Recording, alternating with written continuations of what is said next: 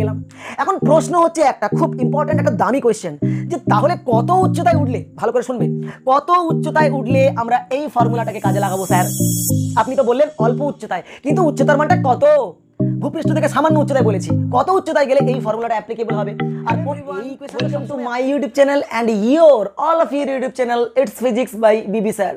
আজকের আমরা আলোচনা করতে যাচ্ছি মহাকর্ষর লেকচার নাম্বার 3 কে নিয়ে। আর এই মহাকর্ষের এই ক্লাসে আমরা আলোচনা করতে যাচ্ছি, তোমরা বোর্ডের উপরে দেখতেই পাচ্ছ আর থাম্বনেল দেখে তোমরা এসছো। তো আজকের আমাদের আলোচনার বিষয়বস্তু, ভূপৃষ্ঠ থেকে যদি নির্দিষ্ট উচ্চতায় উপরের দিকে ওঠা যায় সেক্ষেত্রে অভিকর্ষ যে ত্বরণ কীভাবে পরিবর্তিত হয়, সেখান থেকে কেমন ধরনের অঙ্ক খুব ইজিলি সলভ করতে হয়, তার আমরা একদম এই ভিডিওতে ক্লিয়ার একটা ধারণা পেতে চলেছি। তো প্রথম থেকে শেষ পর্যন্ত ভিডিওটা মন দিয়ে দেখো, কনসেপ্ট ফুল ক্লিয়ারেন্সের জন্য। তো একদম প্রথমে আসি, দেখো তোমাদের সামনেই আমি লিখে রেখেছি যে ভূপৃষ্ঠ থেকে উচ্চতা পরিবর্তনের সাথে সাথে অভিকর্ষজ ত্বরণের পরিবর্তন। দেখো আমরা এটুকু তো জানি যে ভূপৃষ্ঠ থেকে যত ওপরের দিকে ওঠা যায়, যত ওপরের দিকে আস্তে আস্তে যদি মহাশূন্যের দিকে চলে যাওয়া যায়, তবে অভিকর্ষজ ত্বরণের মান কমতে কমতে কমতে কমতে একসময় 0 হয়ে যাবে, তাই তো? তো সোজা কথা, ভূপৃষ্ঠ থেকে তাহলে হাইট বাড়ার সঙ্গে সঙ্গে অভিকর্ষজ ত্বরণ কমে যাবে। তো এই যে হাইটের সঙ্গে জি এর রিলেশনটা কেমন, সেইটা আজকের আমাদের বের করা উদ্দেশ্য। তো প্রথমে আমি তোমাদের সামনে এরকম একটা পৃথিবীর স্ট্রাকচার আঁকার চেষ্টা করলাম। দেখো, এই ধরে নাও এই হচ্ছে পৃথিবী, এই হচ্ছে আমাদের পৃথিবী। তো এই পৃথিবীর ব্যাসার্ধ ধরে নিচ্ছি, পৃথিবীর যে ব্যাসার্ধ ধরে নিচ্ছি ক্যাপিটাল আর। ওকে, এখন এই পৃথিবীর জাস্ট এই পৃষ্ঠে, এই সারফেসে, পৃথিবীর এই সারফেসের ওপরে, পৃষ্ঠের ওপরে যদি কোনো বস্তু থেকে থাকে, তাহলে তার অভিকর্ষজ ত্বরণের মান কত হবে? জি হবে অভিকর্ষজ ত্বরণ। এখন এই সারফেস থেকে যদি আমি এইচ উচ্চতা ওপরের দিকে উঠি, এইচ উচ্চতা যদি ওপরের দিকে উঠি, এক্ষেত্রে অভিকর্ষজ ত্বরণ কত হয়ে যাবে? না, এক্ষেত্রে অভিকর্ষজ ত্বরণ হয়ে যাবে কত? G1। আমরা ধরে নিচ্ছি G1। এখন আগে আমরা ক্যালকুলেট করব যে পৃথিবীর সারফেসের ওপর, পৃষ্ঠের ওপর যদি কোনো বস্তু থেকে থাকে, তার অভিকর্ষজ ত্বরণের ফর্মুলাটা কেমন। তো আমি এখানে লিখব যে ভূপৃষ্ঠে অভিকর্ষজ ত্বরণ কত? না জি। এখন ভূপৃষ্ঠে যখন কোনো বস্তু বসে থাকে, ভেবে দেখো তার কেন্দ্রের দিকে একটা ওজন বল কাজ করে না? কেন্দ্রের দিকে ওজন বলের মান কত বলো? m × g, ঠিক কি না? আবার ভেবে দেখো, যদি m ভরের বস্তু, একটা m ভরের বস্তু যদি এখানে বসে থাকে, তাহলে ভেতরের দিকে ওজন বল কত হবে? m × g। আর ভেবে দেখো ওই ওজন বলটাই অ্যাকচুয়ালি পৃথিবীর সঙ্গে m ভরের বস্তুর পারস্পরিক মহাকর্ষীয় বল। তো দেখো, কেন্দ্রের থেকে আমি যদি দূরত্ব, আমরা কত দেখলাম যে পৃথিবীর ব্যাসার্ধ যদি আর হয়, তাহলে এখান থেকে কেন্দ্র থেকে দূরত্ব কত হবে? এই দূরত্বের মানটা কত হবে? আর, ঠিক কি না? এখন ধরে নিচ্ছি পৃথিবীর ভর কত? Capital M। তো আমি এখানে পাশে উল্লেখ করে দেব, স্মল m হচ্ছে বস্তুর ভর, আর ক্যাপিটাল M হলো পৃথিবীর ভর। ওকে, পৃথিবীর ভর, পুরো পৃথিবীটার ভরের মান ধরে নিচ্ছি ক্যাপিটাল M, আর স্মল m হচ্ছে এই পৃথিবীর ওপরে রাখা একটা বস্তুর ভর। আচ্ছা, এখানে ক্যাপিটাল R হলো পৃথিবীর ব্যাসার্ধ। ওকে, তো এখন বুঝতেই পারছো যে সারফেসের উপরে যদি কোনো বস্তুকে রাখা যায়, পৃথিবীর পৃষ্ঠের উপরে যদি বস্তুকে রাখা যায়, তাহলে পারস্পরিক মহাকর্ষীয় বল সমান কি? ওই বস্তুটার নিচের দিকের ওজন বল সমান হচ্ছে ওজন বল। এই ব্যাপারটা ভালো করে ক্লিয়ারিফাই করো। তো এই হচ্ছে পৃথিবীর উপরে একটা বস্তু রয়েছে, পৃথিবীর ভর ক্যাপিটাল M, বস্তুর ভর স্মল m। এখন বস্তুটা কেন্দ্রের দিকে কত বল দ্বারা আকর্ষিত হবে? কত বল দ্বারা? বস্তুর যে ওজন m × g দ্বারা আকর্ষিত হবে। আর ভেবে দেখো ঠান্ডা মাথায়, এই যে পৃথিবী আর এই যে বস্তু, এদের পারস্পরিক একটা মহাকর্ষীয় বল রয়েছে, যার মান কত? G_m/m/r² হয়, হ্যাঁ কি না? তার মানে কেন্দ্রমুখী যে ওজন বল বস্তুটার, ওটাই হচ্ছে পৃথিবীর বস্তুটির ওপর মহাকর্ষীয় আকর্ষণ বল। ওটাই লিখেছি, মহাকর্ষীয় বল সমান ওজন বল। আশা করি ব্যাপারটা ক্লিয়ার হলো। এইবার আমরা মহাকর্ষীয় বলের যে ফর্মুলা কত? না G × ক্যাপিটাল M, পৃথিবীর ভর, বস্তুর ভর স্মল m, ডিভাইডেড বাই মধ্যবর্তী দূরত্ব কত? G_m/m/r² সমান কত? বস্তুটার নিচের দিকের ওজন বল কত? m × g। m ক্যান্সেল হয়ে যাচ্ছে, তো আমরা পেয়ে যাচ্ছি G = G × capital M divided by r²। এটাকে বললাম আমরা 1 নম্বর ইকুয়েশন। এখন ভেবে দেখো বস্তুটা যদি উঠতে উঠতে এইচ হাইট ওপরের দিকে উঠে যায় তাহলে এইচ উচ্চতায় ওর অভিকর্ষজ ত্বরণ চেঞ্জ হয়ে গেছে আর জি নেই, হয়ে গেছে কত G1। তো আমি বলবো এইচ উচ্চতায় ত্বরণ কত না, এইচ উচ্চতায় ত্বরণ হচ্ছে G1। এখন তোমরা একটু লজিক্যালি ব্যাপারটাকে ভাবো, এইচ উচ্চতায় যখন বস্তুটাকে টেনে হেঁচড়ে এইখানে নিয়ে আসা হবে, একই রকমভাবে বস্তুটা কি নিচের দিকে আকর্ষিত হচ্ছে কত বল দ্বারা, পারস্পরিক যে মহাকর্ষ বল পৃথিবী আর বস্তুর মহাকর্ষীয় বল কত না G into capital M into small M divided by পৃথিবী আর এই বস্তুর মধ্যবর্তী দূরত্ব। এখন দূরত্ব বলতে কি, পৃথিবীর কেন্দ্র থেকে বস্তুর কেন্দ্রের দূরত্ব। এখন বস্তুটা পৃথিবীর সাপেক্ষে নিতান্তই বাচ্চা ছোট, তাই না? তো এই কারণে এর কেন্দ্র থেকে দূরত্ব আর পৃষ্ঠ থেকে দূরত্ব একই নেওয়া। তো আমরা পৃথিবীর কেন্দ্র থেকে এর যে দূরত্ব কত হচ্ছে না আর প্লাস এইচ, তো দূরত্বের কত GMM by r plus h তার হোল স্কোয়ার সমান কত হবে, বস্তুটার নিচের দিকের ওজন বল M into G1। Okay, M cancel হয়ে গেল।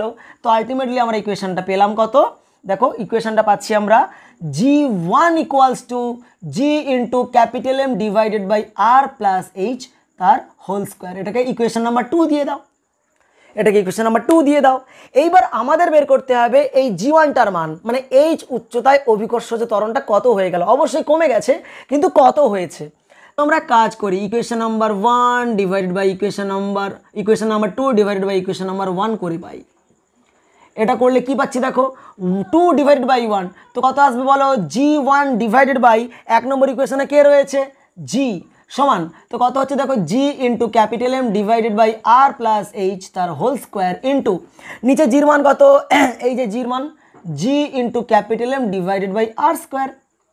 তো এখানে GM ক্যান্সেল হয়ে যাচ্ছে, তো আমরা পাচ্ছি G1 সমান G ইন্টু ওপরে আর স্কোয়ার ডিভাইডেড বাই নিচে আর প্লাস এইচ তার হোল স্কোয়ার।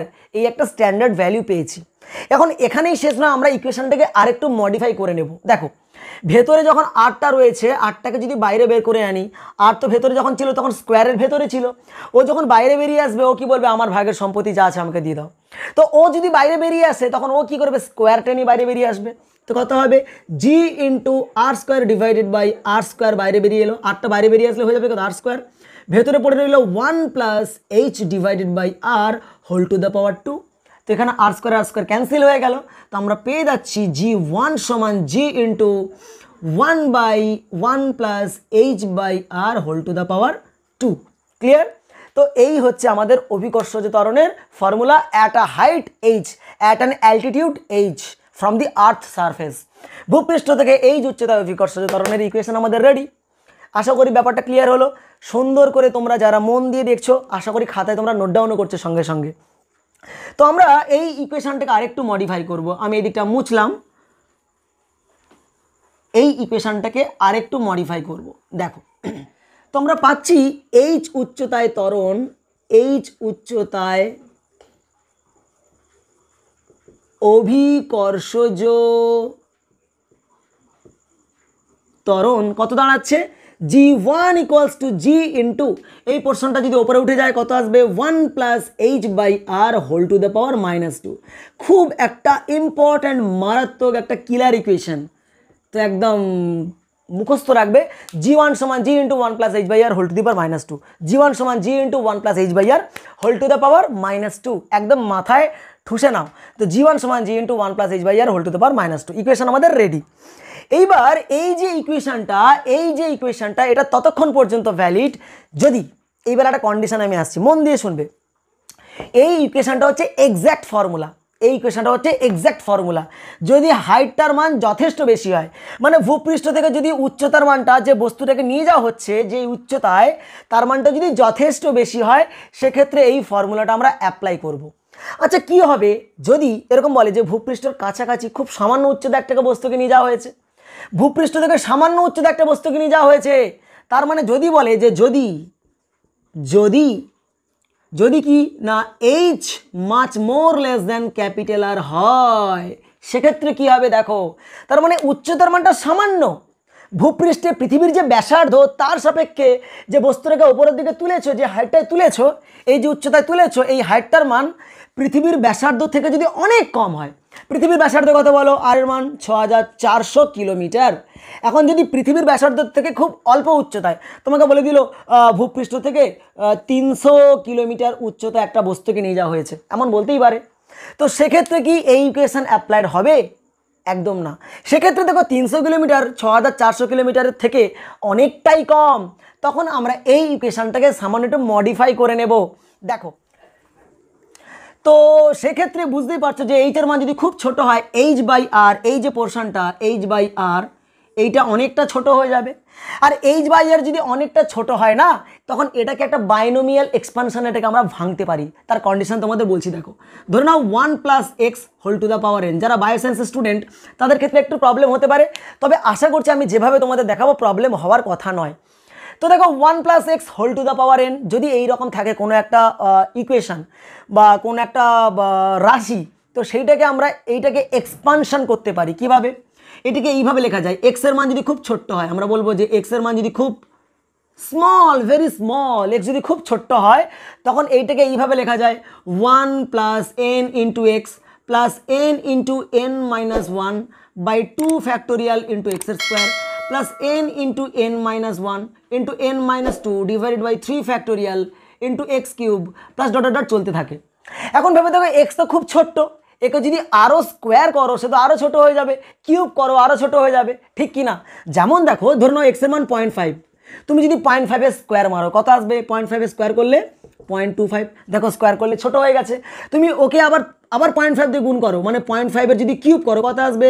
0.125, আরও ছোট হয়ে যাবে। তুমি যদি টু দি পাওয়ার 4 নিয়ে যাও চলে আসবে 0.0625, মানে আরও ছোট হয়ে যাবে। তো আমার বলার উদ্দেশ্য হচ্ছে এটাই যে ক্ষুদ্র রাশিকে যদি, ক্ষুদ্র কোনো ভগ্নাংশকে যদি বর্গ করো, কিউব করো, তার টু দি পাওয়ার 4 আনো, সেক্ষেত্রে কোয়ান্টিটিটা আরও ছোট হয়ে যায়।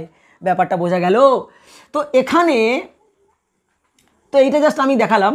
তো এইখানে যদি x² x³ এইগুলো খুব ছোট্ট হয়ে যায়, তো এগুলোকে আমরা টেন্স টু 0 ধরে নেব, 0 ধরে নেব। তো পেলাম কত আমরা? 1 + n × x। তো একই রকমভাবে আমরা যদি বলি যে এইচের মানটা খুব ছোট্ট, খুব অল্প উচ্চতায় বস্তুটাকে নিয়ে গেছি ভূপৃষ্ঠ থেকে, তখন আমি এইটাকে এইভাবে লিখবো g1 = g ইন্টু এই পোর্শনটা খুব ছোট্ট, খুব ছোট্ট হলে কী হয়? ঘাতটা গুণ হয়ে যায়। যেমন দেখো x⁴n ছিল, 1 + x whole to the power n ছিল, nটা গুণ হয়ে গেল n × x। তো একই রকমভাবে এখানে -2টা গুণ হয়ে যাবে, কত হয়ে যাবে না? 1 - 2 × h/r, হ্যাঁ কি না? h/r ছিল, ভেতরে -2 গুণ করে দাও, 1 - 2 h/r। তো এটাও একটা কাজের ফর্মুলা, ভেরি ভেরি ইম্পর্ট্যান্ট একটা ফর্মুলা, এটাও পেয়ে গেলাম।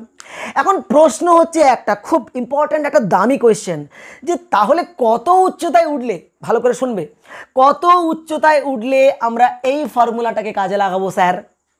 আপনি তো বললেন অল্প উচ্চতায়, কিন্তু উচ্চতার মানটা কত? ভূপৃষ্ঠ থেকে সামান্য উচ্চতায় বলেছি, কত উচ্চতায় গেলে এই ফর্মুলাটা অ্যাপ্লিকেবল হবে? আর কোন এই ইকুয়েশনটা সবসময় অ্যাপ্লিকেবল, এই যে 1 + h/r whole to the power -2, এই ফর্মুলা সব জায়গায় অ্যাপ্লিকেবল। কিন্তু যদি হাইটটার মান খুব ছোট্ট হয় তখন এটা অ্যাপ্লাই করতে পারি আমরা। তো আমরা কোন ক্ষেত্রে অ্যাপ্লাই করব? পাশে উল্লেখ করে দিচ্ছি। যদি এই রকম হয় যে উচ্চতার মানটা h <= r × 5%, মানে r এর 5% যদি হয়, কি বললাম? যদি উচ্চতার মানটা, যে উচ্চতায় বস্তুটাকে নিয়ে যাচ্ছ তার হাইটটা যদি পৃথিবীর ব্যাসার্ধের 5% বা তার তুলনায় যদি কম হয়, সেক্ষেত্রে আমরা ধরে নেব এইচের মানটা পৃথিবীর ব্যাসার্ধের থেকে অনেক ছোট, তখন আমরা এই ফর্মুলাটাকে ইউজ করব। তখন যদি ক্যালকুলেশন করো দেখো কত আসছে মানটা, পৃথিবীর ব্যাসার্ধ 6400 কিলোমিটার, তাই তো, ইন্টু 5% মানে কত? 5/100। তো 0 0 0 0 ক্যান্সেল, 5 4 20 0 2 5 6 30 32, <= 320 এত কিলোমিটার। দেখো তার মানে যদি যে উচ্চতায় বস্তুটাকে নিয়ে যাচ্ছি আমরা, তার হাইটটার মান যদি 320 কিলোমিটার বা 320 কিলোমিটারের থেকে যদি কম হয়, তখন আমরা এই ইকুয়েশন ফলো করব। আর যদি বলে দেয় যে 300 350 কিলোমিটার বা 400 কিলোমিটার, মানে 320 ক্রস করে গেছে, তখন যদি এই ফর্মুলা ইউজ করি ভুল ধরা হবে, তখন আমরা এই ফর্মুলাটাকেই ইউজ করব। কি ব্যাপারটা ক্লিয়ার হলো? আশা করি কনসেপ্ট ক্লিয়ার হলো তোমাদের। আচ্ছা, এখানে আরেকটা প্রসঙ্গক্রমে বলে রাখি যে দেখতে পাচ্ছি যে অভিকর্ষজ ত্বরণের মানটা উচ্চতার সাথে সাথে কীরূপে পরিবর্তিত হচ্ছে। এটাকে যদি আমরা গ্রাফিক্যালি প্লট করি কেমন হবে দেখো। গ্রাফিক্যালি প্লট করে তোমাদের দেখাচ্ছি। এদিকে আমি দিলাম ভূপৃষ্ঠ থেকে দূরত্ব, ভূপৃষ্ঠ থেকে দূরত্বের মান কত আমি ধরে নিচ্ছি এটাকে, সাপোজ দূরত্ব এটাকে আমি স্মল আর দিয়ে দিলাম। আর এদিকে আমি প্লট করলাম অভিকর্ষজ ত্বরণ জিকে। ওকে, তো এদিকে আমি ওপরের দিকে অভিকর্ষজ ত্বরণ জিকে প্লট করেছি। এখন দেখো যে একদম যখন উচ্চতার মানটা 0, একদম বস্তুটা যখন পৃথিবীর পৃষ্ঠে রয়েছে তখন এইচের মান কত 0। অরিজিনাল ফর্মুলাটাকে তোমরা ফলো করো। এইটা তো আমরা উচ্চতার মানটা কম হলে তার এক্সেপ্ট মানে সেই কন্ডিশন ধরে ক্যালকুলেশন করেছিলাম। অরিজিনাল ফর্মুলাটাকে তোমরা ফলো করো। কি বলছে, যদি ভূপৃষ্ঠে একদম ধরা হয়, ভূপৃষ্ঠের একদম গোড়াতে কাছাকাছি, এইচের মান কত 0। এইচ যদি 0 হয়ে যায়, g1 সমান g into 1 plus 0 whole to the power -2। তো 1 টু দি পাওয়ার -2 মানে কত, 1ই আসবে, মানে g1 সমান কত আসবে g। তার মানে ভূপৃষ্ঠের কাছাকাছি অভিকর্ষজ ত্বরণের মান ম্যাক্সিমাম। আরও যদি ওপরের দিকে উঠে আস্তে আস্তে যদি উচ্চতা বাড়ায় সেক্ষেত্রে ফর্মুলাটা কেমন হয়ে যাবে, এইচের মানটা যখন 0 হচ্ছে না, নট ইকুয়ালস টু 0 হচ্ছে, তখন h/r হয়ে যাচ্ছে। এটাকে এরকম করে লিখতে পারি g into 1/1 plus h/r whole to the power 2। হ্যাঁ কি না, কি ব্যাপারটা বোঝা যাচ্ছে? তো বুঝতেই পারছো যখন এইচের মানটা একদম ভূপৃষ্ঠের গোড়াতে, একটা বস্তু ভূপৃষ্ঠের গোড়ায় রয়েছে, তখন অভিকর্ষজ ত্বরণ ম্যাক্সিমাম।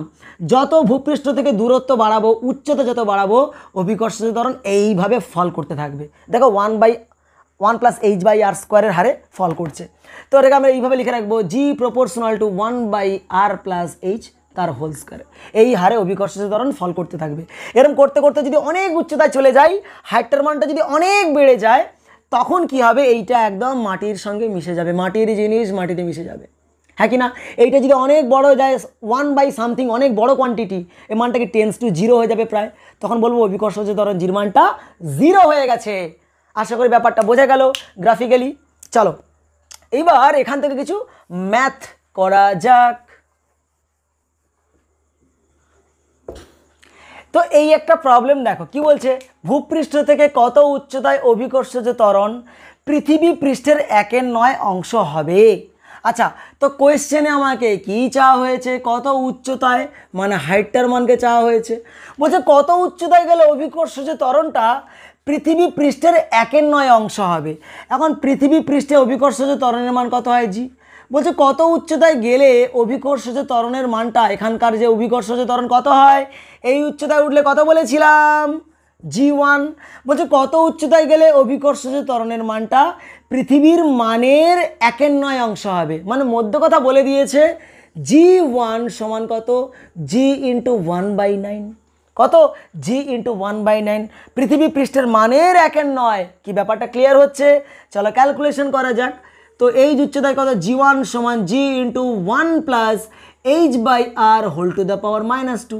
মান ফটাস করে পুট করো, g1 এর মান কত, g/9 সমান g into 1 plus h/r whole to the power -2। G cancel হয়ে গেল। আচ্ছা, এখানে এক কাজ করা যাক, এই যে এই পুরো পোর্শনটাকে যদি উল্টে দিই, এদিকের পোর্শনটা যদি উল্টে দিই আর এদিকটাও যদি উল্টে দিই, তখন এটা -2টা হয়ে যাবে কি প্লাস।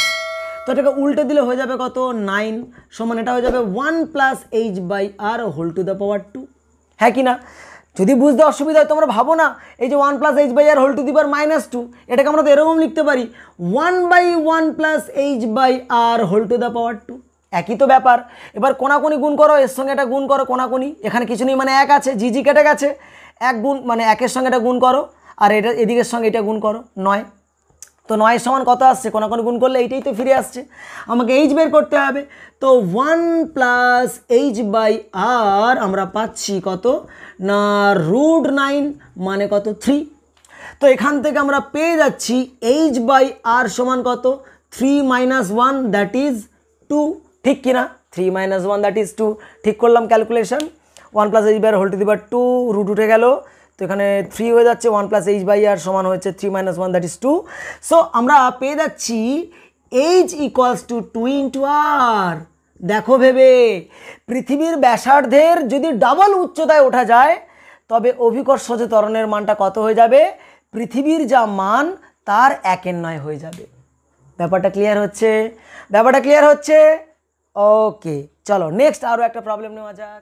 যেমন এই একটা কোয়েশ্চেন দেখো, বলছে ভূপৃষ্ঠ থেকে কত উচ্চতায় অভিকর্ষজ ত্বরণ ভূপৃষ্ঠের 25% হবে। চলো এরও একটা প্রবলেম, কত উচ্চতায় চেয়েছে, মানে এগেইন আমাকে কোয়েশ্চেনে চাওয়া হয়েছে হাইটটার মান কত, কত উচ্চতায় অভিকর্ষজ ত্বরণের মান ভূপৃষ্ঠের 25% হবে। তো বুঝতেই পারছো ভূপৃষ্ঠ থেকে কত উচ্চতায় অভিকর্ষজ ত্বরণের মানটা, মানে এই উচ্চতায় অভিকর্ষজ ত্বরণের মান G1, বলছে এই অভিকর্ষজ ত্বরণটা ভূপৃষ্ঠের 25% হবে। তো G1 এর মান কত, ভূপৃষ্ঠের 25 মানে G ইন্টু 25%, মানে হয়ে গেল কত, G ইন্টু 25 ডিভাইডেড বাই 100, 25 4 100, মানে পেয়ে গেলাম আমরা কত, G/4। এইবার আমাদের বের করতে হবে ওই হাইটটার মান কত যাতে অভিকর্ষজ ত্বরণ এইরকম হয়ে যায় 25%। তো ক্যালকুলেশন করো, তো G1 সমান কত না G into 1 plus H/R whole to the power -2। Okay, তো এখন হচ্ছে G1 এর মান কত না G1 ইকুয়ালস টু G/4 সমান G into 1 plus H/R whole to the power -2। G cancel হয়ে গেল। এবার এটাকে উল্টে দাও, 1 এর 4কে উল্টে দিলে হয়ে যাবে 4, এটা হয়ে যাবে উল্টে দিলে 1 plus H/R whole to the power 2। তাহলে এখান থেকে এক কাজ করি, 1 প্লাস H/R সমান কত হয়ে যাচ্ছে, √4 দ্যাট ইজ 2। তো এখান থেকে পেয়ে যাচ্ছি আমরা H/R সমান কত, 2 - 1 দ্যাট ইজ 1, সো আমরা পেয়ে যাচ্ছি H ইকুয়ালস টু R। তার মানে দেখো পৃথিবীর ব্যাসার্ধ যদি সমান উচ্চতায় উঠি, এমন একটা উচ্চতায় উঠেছি যার হাইটটা পৃথিবীর ব্যাসার্ধের সমান, সেখানে কি দেখবো, অভিকর্ষজ ত্বরণ ভূপৃষ্ঠের 25% হয়ে যাবে। আজকের আমরা পড়লাম যে ভূপৃষ্ঠ থেকে কিভাবে উচ্চতা পরিবর্তনের সঙ্গে সঙ্গে অভিকর্ষজ ত্বরণ কিভাবে চেঞ্জ হয়ে যায়। ওকে, এবং সেখানে আমরা দেখলাম এটাও কোন উচ্চতা পর্যন্ত উঠলে অভিকর্ষজ ত্বরণের কোন ফর্মুলাকে আমরা অ্যাপ্লাই করব। আশা করি তোমরা মন দিয়ে দেখেছো এবং ভিডিওটা পুরোটা বুঝতে পেরেছো, কনসেপ্ট আশা করি তোমাদের ক্লিয়ার হয়ে গেছে। দেখা হচ্ছে আমাদের নেক্সট আরেকটা এর পরবর্তী ভিডিওতে, যেখানে আমরা ভূপৃষ্ঠের ভেতরের দিকে প্রবেশ করব, পাতাল ফুঁড়ে ভেতরের দিকে ঢুকবো, সেক্ষেত্রে অভিকর্ষজ ত্বরণ কীভাবে চেঞ্জ হয়ে যায় তার বৃত্তান্ত আমরা পরের ভিডিওতে আলোচনা করব। আর যদি ভালো লেগে থাকে ভিডিওতে অবশ্যই তোমরা কমেন্ট করো, লাইক করো আর বন্ধুদের মধ্যে শেয়ার করো। দেখা হচ্ছে নেক্সট এপিসোডে নতুন একটা থিওরি নিয়ে। টাটা।